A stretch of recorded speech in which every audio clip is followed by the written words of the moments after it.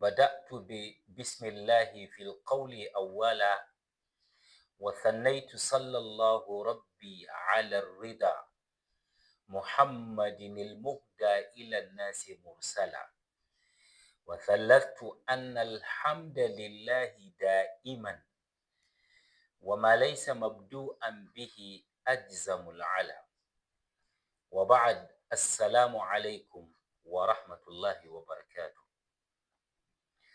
Ko ka taɓa tambayar kanka, ka taɓa tunani me yasa in ka kalli sama kake ganin ta blue?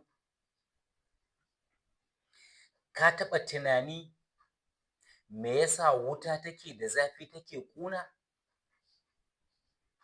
Shin ka taɓa tambayar kanka me yasa in ka sha lemun tsami kake jin tsamin shi?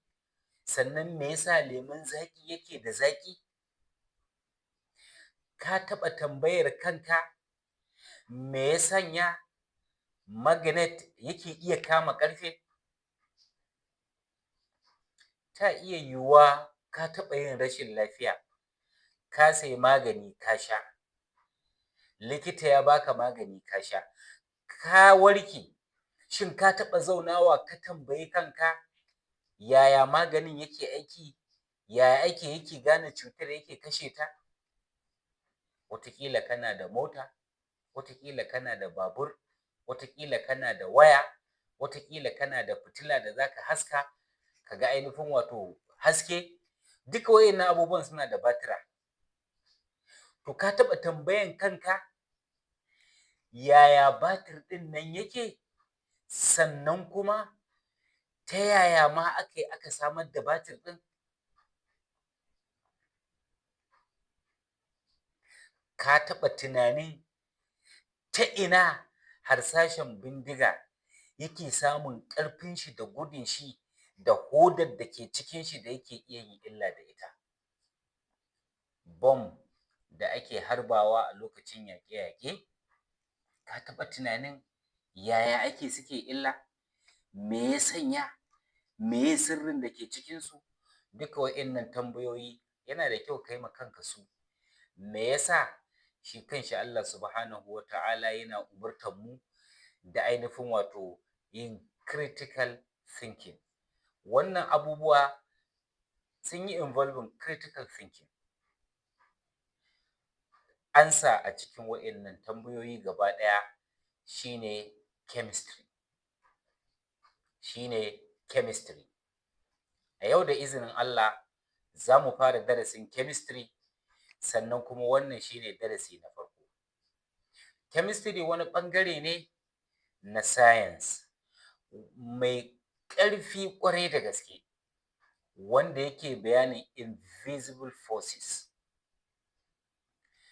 Chemistry yana bayani tun daga mafi ƙanƙantar atom har zuwa mafi girman bomb da za a iya harbawa zuwa wata duniya.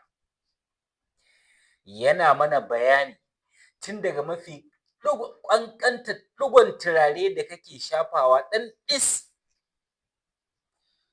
har zuwa ainihin mafi girman al'amari wanda kake iya gani da idanunka. Chemistry yana bayani har zuwa yadda antibiotic da kake sha suke aiki a jikinmu. Aikin chemistry ba a jikinmu ya tsaya ba, ya yi shaping rayuwarmu, nature da muke rayuwa a cikinta, da even ma har da yaƙe-yaƙe. To kenan chemistry mugun subject ne? Kamar wuƙa ce. In ka ɗauke ta kana iya yanka nama ko biredi ka ci ka gode ma Allah, ko kuma ka ɗauke ta ka je ka yi illa da ita. Kenan silahun ne dhul haddain. Me nake nufi da silahun dhul haddain? Makami ne wanda ke da ainihin wato kaifi biyu. Yana da ta ɓangaren alkhairi in ka amfani da shi a wannan ɓangaren lafiya, abinci, industry, da duk wani abun da ka sani wanda ɗan adam ke mora akwai chemistry a cikin shi. To menene chemistry?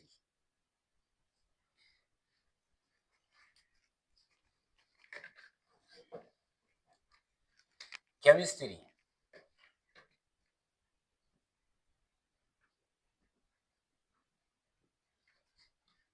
is a branch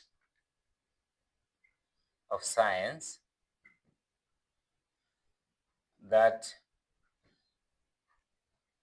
deals with matter, how it changes,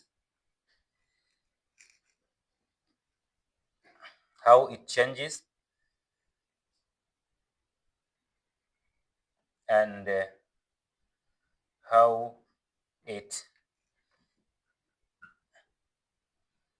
interact with energy. Wannan shine ma'anan chemistry.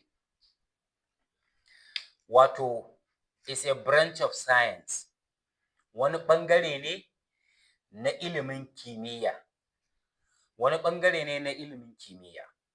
that deals with matter, wanda yake nazari akan matter.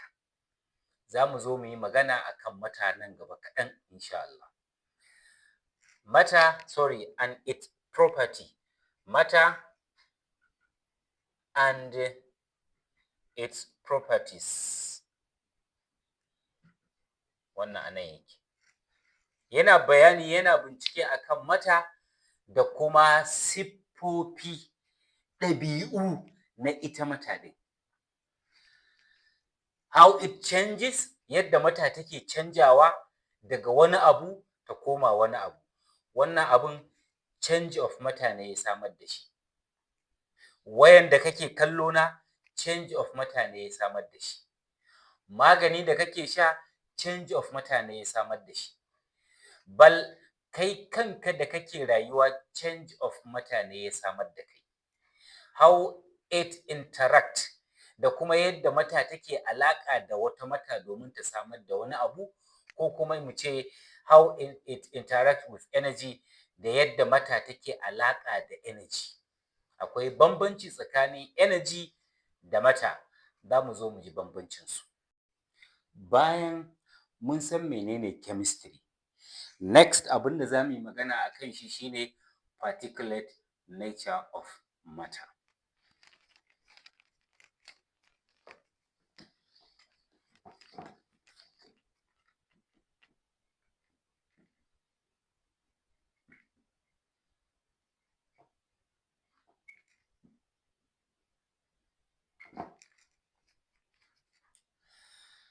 Particulate nature of matter.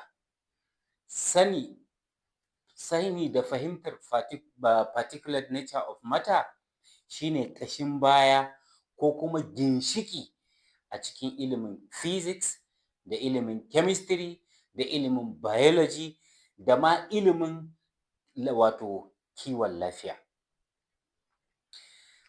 Sanin fahimtar al'amura a chemistry gaba ɗaya ya dogara ne kacokam akan fahimtar particulate nature of matter. Menene key concept na particulate nature of matter? In nace key concept, abinda nake nufi muhimman abubuwa wanda shi wannan darasi na particulate nature of matter yake karantar da mu. To akwai abubuwa muhimmai guda 5 da za mu ambata. Na farko shine matter is made of particles. Na farko, matter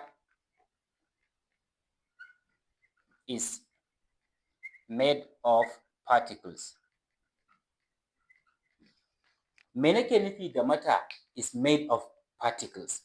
Wato kowace matter an samar da ita daga wasu ƙananan ƙwayoyin halitta ne. Wayannan ƙwayoyin halitta ɗin ana ce musu molecules ko ions. Idan nace ions a nan, ba ina nufin ion na dutsen guga ba, ba kuma ina nufin ion da ake yin rodi da shi ba. A'a, ma'ana atom wanda yake da positive charge, extra positive charge ko kuma extra negative charge. Wannan term ne da ainihin wato chemistry ke amfani da shi domin bayyana atom ɗin da ya samu ƙarin electron ko kuma ya samu ragowar electron. Akwai molecules, ko wa'innan su ne atoms, molecules, ion, wa'innan su ne particles da ake magana. Kuma wa'innan abubuwa su ne ƙashin bayan duk abin da kake iya gani ko menene shi, domin su suka samar da shi cikin izinin Allah. Wa'innan particles ɗin, abu na biyu da za mu fahimta da ainihin wato key concept na particulate nature of matter shine they are, ko particles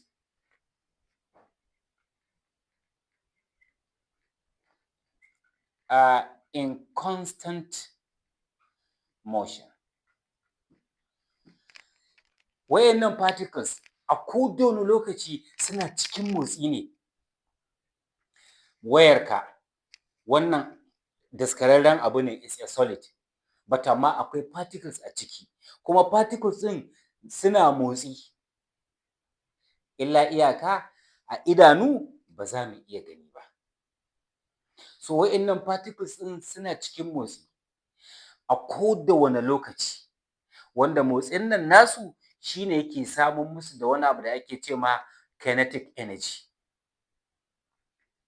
Sannan menene hikimar sanin particles suna motsi ko ba sa motsi? Ka biyo ni. Abu na uku da ainihin wato particulate nature of matter yake karantar da mu shine there are spaces between particles.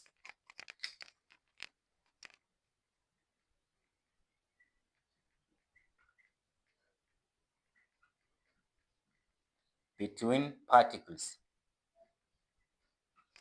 Ma'ana su wa'innan particles akwai space a tsakanin particle da particle, tsakanin ion da ion, ko molecule da molecule, ko atom da atom. Illa iyaka spaces ɗin sun bambanta a cikin liquid da solid da gas. Liquid, spaces da ke tsakanin particle ɗin liquid kamar ruwa, su suna da ɗan faɗi, wato space ɗin yana da ɗan girma kaɗan. Misali, a ce ga particle A ga kuma particle B misali. Amma idan abu solid ne, particle ɗin ba su da, wato space ɗin yana da ƙanƙanta ƙwarai da gaske. So shi yasa suna motsi, amma motsinsu vibration ne kawai. Shi ko gas, particle da ke cikin shi, wato space da ke cikin tsakanin particle ɗin shi is wider. Idan a ce misali ga particle A, to za ka iya samun ga particle B, space ɗin da ke tsakaninsu. Sannan abu na gaba da ya kamata mu sani shine, abu na gaba da particulate nature of matter take karantar da mu shine they have energy. Ma'ana wa'innan particles ɗin suna da energy a tsakaninsu, a cikinsu.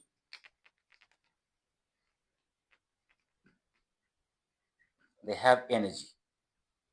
Me yasa suka samu energy? Saboda motsin da suke yi. Wannan motsin da suke yi shi ya jaza musu da temperature. Saboda haka wannan su ne key concept da ainihin wato particulate nature of matter take karantar da mu. But amma menene amfani ko muhimmancin shi wannan darasin na farko na particulate nature of matter? Sanin muhimmancin particulate nature of matter, daga ciki bari mu ambaci abu guda uku. Abu na farko, sanin ko kuma muhimmancin particulate nature of matter, abu na farko shine sanin shi yana gaya mana ko yana bamu wato fahimtar wato me yasa abubuwa suke rayuwa yadda suke rayuwa, mana me ya sanya wato ƙwallo take zagayayya spare, me ya sanya wayarka take da shape ɗinta, me ya aka yi wayarka ta samu irin wannan shape, me yasa ruwa yake iya bin container, me yasa liquid in an sanya shi a cikin container shi bai da shape yake iya ɗaukan wato sai dai kullum ya bi shape ɗin container da aka sanya shi, ma'ana yadda abubuwa suke gudana, rayuwar abubuwa take gudana. Sannan abu na biyu, yana gaya mana tasirin temperature da pressure akan al'amura, substances, akan liquid, akan solid, akan gas. Wane tasiri ne temperature take da shi, wane tasiri ne pressure take da shi. Sannan kuma yana lurar da mu ko kuma yana ba mu kyakkyawan bayani akan abin da ya shafi chemical reaction. Menene chemical reaction? A cikin 'yan kalmomi gajeru kafin mu je a darasin chemical reaction, shine yadda atom da atom suke haɗuwa su samar da wani abu. Wannan shine ainihin wato darasi na farko a darasin physics. A darasin chemistry. A darasi na biyu za mu fara familiarity of matter, wanda a ƙarƙashin shi akwai darussa da yawa. Za mu fara definition na matter, za mu bayanin properties of matter, da ainihin wato intensive property na matter, da extensive property na matter. Za mu yi bayanin ainihin wato abubuwa da dama gwargwadon hali. Idan ka ji daɗin wannan bidiyo, ina son ka yi ainihin wato subscribing, ka ainihin yi commenting, sannan kamar yadda nake faɗi kullum, a duk lokacin da muka gama chapters da suka dace mu haɗa su wuri guda, za mu haɗa mu fitar da PDF, za mu saka link a ƙasa domin waɗanda suke buƙata. Wassalamu alaikum wa rahmatullahi wa barakatuh.